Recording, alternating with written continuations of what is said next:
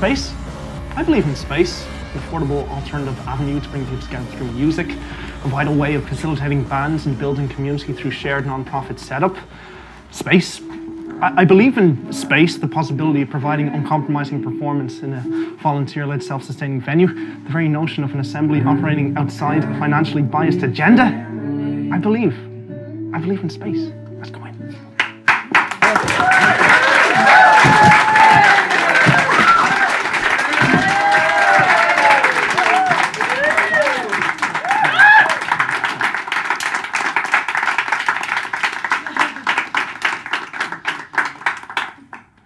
And breathe. This is the Parlour. As I'm sure you're aware, it's a place for parties, receptions, and DIY-focused independent music series featuring Wingnut the barman. Coming up on tonight's show, we will meet Ruan van Vliet from the Pop Inn and Denise Conroy from Tenterhooks to talk about DIY spaces. Also providing us with a wild and woolly excursion into Whelans, we have a performance and interview with Bitch Falcon. But to begin, let's awkwardly grin and clap for Myles Manley and band. Yes, indeed. Cool of us. Cool of us. Cool of us, indeed. Hello, Myles. Hello. Quote Myles Manley from the Cavan Arts website cavan.ie, published 26th of September 2013. I know this one, it's a plant. I've heard this one. It is a plant.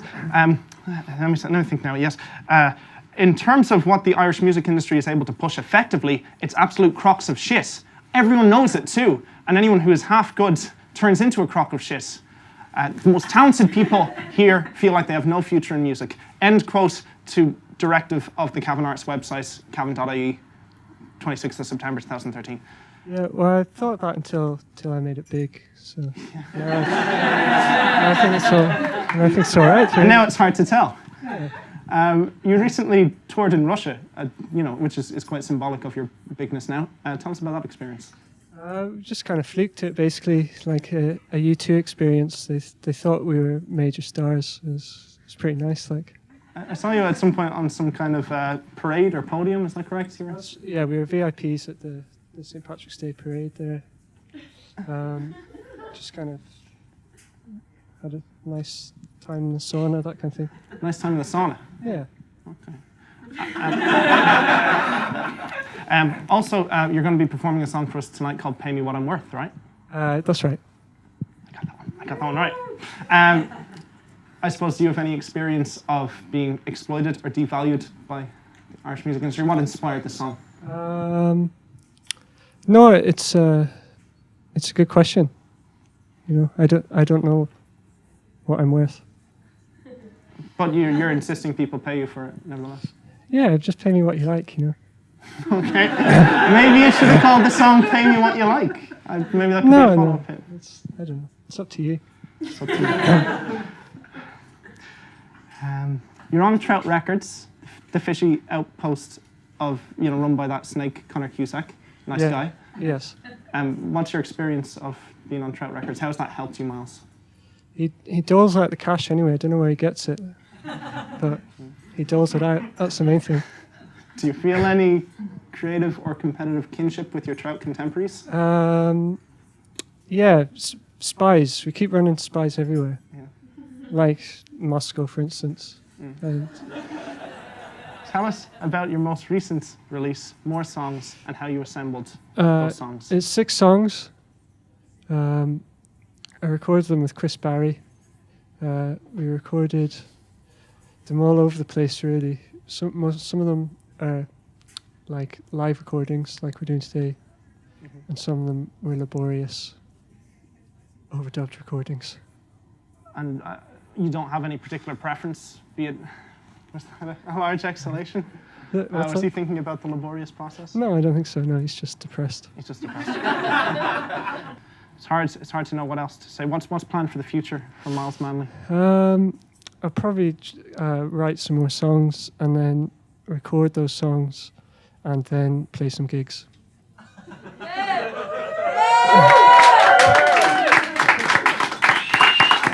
Myles Manley, pay him what he's worth. Right.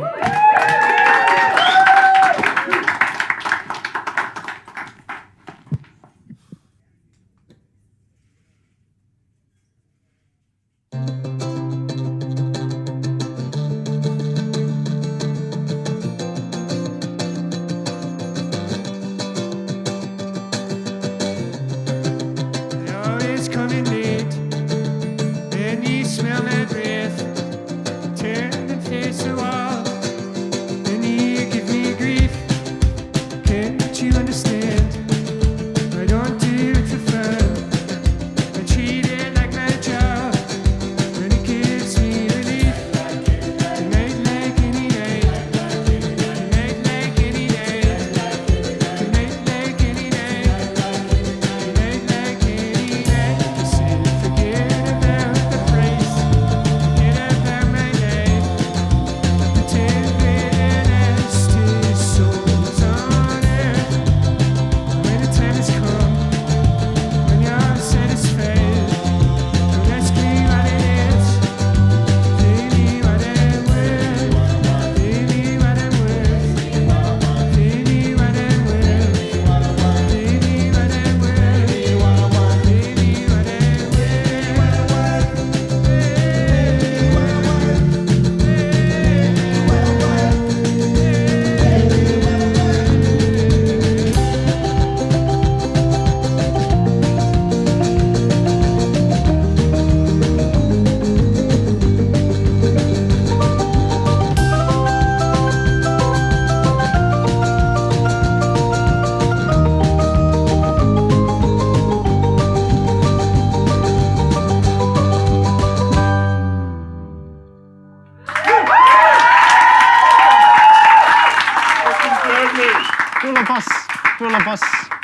Bus indeed. My new favourite best friend, Myles Manley.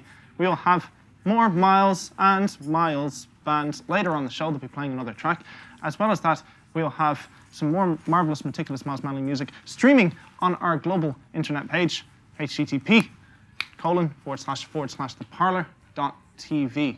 Still strumming away, so he is. Anyway, DIY stands for do it yourself. Stands for building, repairing, or modifying something without the aid of professionals or experts. And as an acronym prefixed to the word spaces, it stands for a significant social response to the gentrification and financially crippling development of the city. Here to talk more about that, now that I have your breath suitably baited, I'm going to, reel out and reel in to an interview with Denise Conroy from Tenterhooks and Ruan van Vliet from the Pop In. Now, before we get properly into our chat, let's find out a little bit more about Pop In and Tenterhooks. How did they start and why? Denise? I guess Tenterhooks started, it took a long time to get started as like the incarnation of Tenterhooks, but it was like a lot of people, I guess coming from within a punk community wanting to have a space like that was outside of having to use like pubs or licensed venues. Somewhere autonomous where we could decide what we wanted to happen and how we wanted to happen and have it like our own way also, so people could go to places and be able to afford to go to places, like instead of having to have like massive overheads of like renting a venue, expected to buy drink the entire time you were there, just to have a space where people could go that wasn't a pub, basically. And for yourself, Ruan? We won ours in a competition. Do elaborate. We had a rehearsal space in Portobello that was like falling apart and upsetting all our neighbours, and Guinness were running the Arthur Guinness Project thing, and we entered that with a pitch to open a rehearsal space, recording studio, live venue, and we got given money and we did it. With DIY run spaces, are both Tenterhooks and Pop In both collectively run through collective governance, really. So how do you negotiate that where people might have different agendas or different opinions on how things should be run? Consensus meetings. They're every bit as fun as you can imagine. Yeah. We have there's 7 people in our collective at the moment, 7 members, everyone with obviously an equal say. Everything that happens in the space goes through everyone else. We talk about it. We have a monthly meeting, but we're also in constant contact. We're also a bunch of friends, so we talk to each other all the time about anything that's happening there. With the Pop In, obviously, you've faced difficulties, gigs being shut down. Mm-hmm. What are the plans for the future? How is it operating at the moment? I don't know, to be honest, people are kind of tired. None of us really wanted to be venue managers or bouncers or just filling out paperwork and all the rest. The space was primarily set up for rehearsing and recording. And a lot of that happens. Like, that's how we pay our rent with the rehearsals. There's probably been like 7 or 8 records made there since we opened, which was like just about a year ago. So we'll probably do gigs again, maybe. I don't know, it just takes somebody with a bit of enthusiasm and Is there any way of take the reins. Is there any way of getting around that challenge of police coming to shut things down, or how do you overcome that? I don't know. If I knew that. If you put on the gigs, does anybody here know? Well, what have you? Final question. What have you learned from your experience in putting on a DIY space and organising it? Loads of different things. From a personal perspective, I've learned how to soundproof things, and I've learned how annoying fiberglass is, and I've learned like loads of like small skills, like how to work PAs, how to do loads of different things, which is really empowering as well. Like when you're running something yourself, being able to learn all of the skills involved in running it. I've learned how to like gain more skills in terms of like communication, conflict resolution, loads of different things. In terms of running a space, I've learned that it's really important that you work with a lot of people who have like similar ideals and similar goals. And I don't know, just being sound and only letting sound people into your venue is a really positive thing as well. Guys, thanks very much for being on the show. Thanks. Thanks very much. Well, now we have some previously filmed footage flying into your screens and hearts from Bitch Falcon. Caw-caw! Fantastic Dublin 4-piece. Here they are speaking to Ray, the barman, Wingnut. How's it going? I'm Ray Wingnut and I'm very excited to be here in Whelans with Bitch Falcon. Hey. Alright, it's Lizzie and it's Nigel. Now listen, like I say, I'm very excited to be here because I'm a big fan. But let's say you're just relatively kind of starting out. So Lizzie, can you give us the background and give us an introduction to the band, so please? Well, Bitch Falcon started when me and the other guitarist, we just wanted to lash out some like riffy stuff, and so we were just in my kitchen playing some crappy old acoustic guitars, which was actually on the headstock said Falcon on it. And so we were just lashing that out, and then we were just like, sure, we'll start a band. Good stuff. And how did you get the others involved then? Well, we did have a previous drummer from Slovakia, but she went back to Slovakia then, and then we were stuck anyway, and so we found Naomi through friends, and Naomi got this lad along. All right, good stuff. So listen, Nigel, where are the band at the moment? Like, we got together when I joined, just to kind of, I was learning some of their old songs and then writing some new ones, and then we did a gig in April for the launch of Wingnut Records in Dublin, and that was our first Dublin one. And since that happened, then we just started to get asked to play quite a bit. And we did a few for a bit of experience, and then we were kind of saying, right, we're going to hold back now because we're doing a lot of gigs and we're not writing anything new. And what happened was we just started getting really tasty gigs thrown at us that we couldn't refuse. And I remember, let's say, like the first time that I saw you play was maybe around April, I'd say, of this year. And I think one of the things that struck me about the band was, first of all, that there was a kind of a swagger about the band. You're extremely confident. You hold yourselves really well on stage. I think you believe a lot in what you do. But there's a kind of lack of pretension in what you do. Is this something that you're aware? Is there like a spirit or a vibe that you're trying to put across in that? Well, definitely like walking, like just before you go on stage, of course you'd be nervous, but as soon as you're up there, I think I can speak for everyone, we all want to be there, and we can all really bash it out as loud as we can and be as most intense band as possible. And it's really honest to ourselves, because we all want to do this so intensely that, I am pretentious. No, I'm not. But I'm glad that doesn't come across that way. I think a lot of it is down to Lizzie, because she just goes up there and fucking owns it, and it's something that I hear all the time when I'm talking to people when they're telling me about a gig or something like that, and the first thing that they say is Lizzie, and Jesus Christ, like what she's doing up the front is great. And when you see her going for it up the front, it's very easy for me or anyone else to just fucking go for it, So I think a lot of it is down to her. She probably won't like be saying that, but jokes, No, that's that's a lovely thing to say. That's brilliant. Nice, So listen, so the band is cooking. You're really finding your feet. You're finding an attitude. You're finding an audience. But you still don't have any. There's no such thing as a demo online.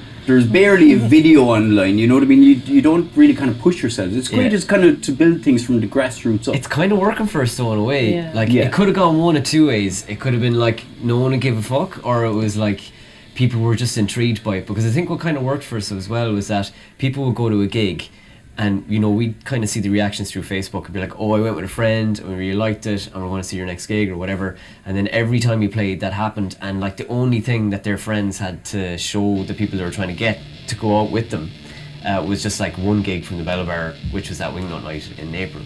And the only other content that's gone up since really is that press record video that we did a couple of months ago. But I think it's worked because people kind of had to go to the gig to see us because there was nothing really online, and I think that maybe worked because the crowd's been pretty good at the gigs whenever we're playing. So I don't know if it's down to that or yeah, what. it's really. I feel very chuffed to hear that people are like, it's all kind of spreading through word of mouth, and people are talking about it a bit, like from what I hear from other people telling me. So I like that aspect of it, and I don't want to spam people too much. I think if you can kind of make noise from where you're standing from and not try to push your music on people, I think that's better than people wanting to come to you. It's a complete fucking accident though, like I'm not gonna lie. Yeah. But I think even further to that, here's a question, right? Let's say you're figuring out each other out in terms of even personalities and stuff like that, and you know, living with each other or coping with each other on stage, you know, where everything is magnified, of course. Yeah. Well, would you say that now that you're coming around to the time of, let's say, your first recordings and stuff like that, that there is an ideology behind the band? Like we spoke already about vibe and spirit and stuff like that. Yeah. But do you think that there's an ideology to say like, hey, this band, we would like to achieve this in this way? Do you think there's any ideologies behind the band, Lizzie? I don't know if we have a specific ideology. I think we all just, I think it's more of an unsaid thing and a kind of a feeling and vibe that we all want to get out there. We want to rip it hard on stage, you know. And I think it's more that way. We all trust each other, that we all want to do that, rather than a specific kind of agenda or ideology or anything. We just go out there and have fun, really. Let it grow. Actually. Yeah. Excellent. Excellent stuff, lads. Thanks a million for talking to me. Bitch Falcon. Thanks a lot, Thank you. guys.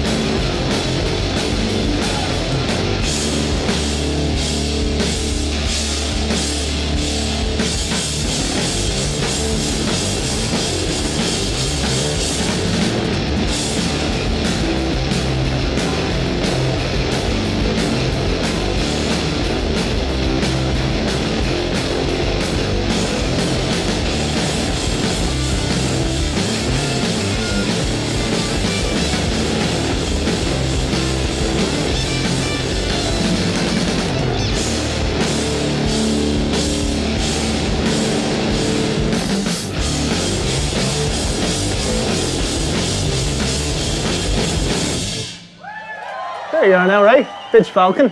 Bitch Falcon, real bitches, real shredding. It's just absolutely brilliant. I love them. I think they're amazing. Interesting gig, early one for them. A lot of.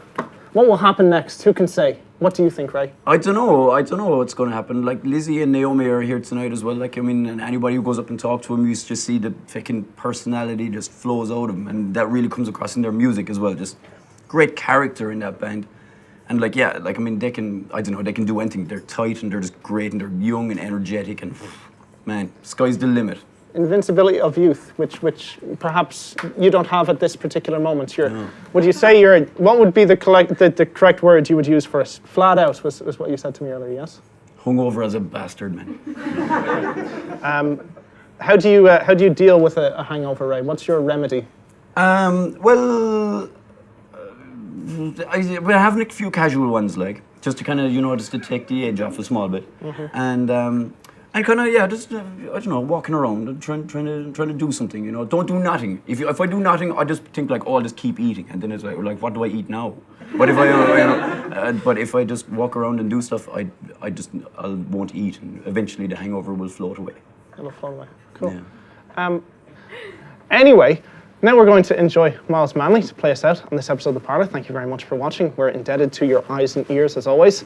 Here they are with Slip Into the Sea.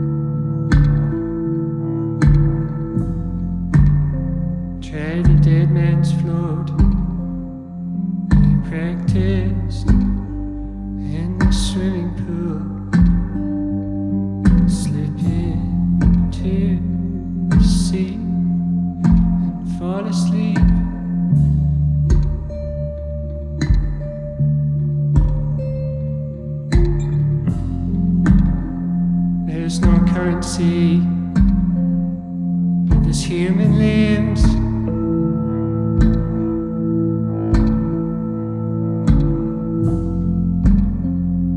And they're heading towards the beach.